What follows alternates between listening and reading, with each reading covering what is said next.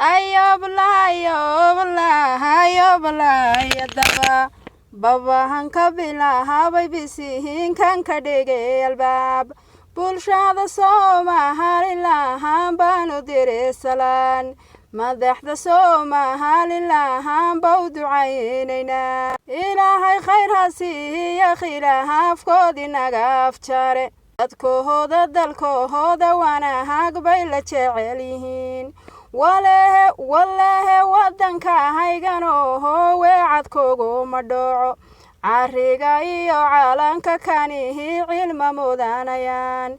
cidhiidhigu wuxuu yimaadana laga baxaa waqtihigaadka ahaaday wanyihiinowna samaata biixi walaha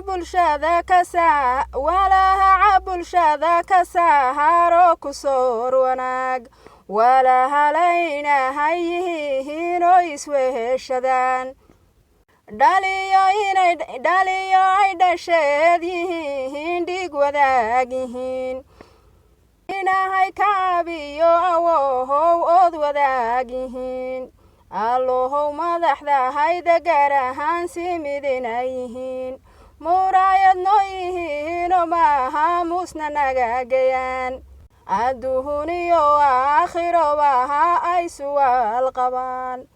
samirku sahay weeye saatihiirkeen agtiisa taal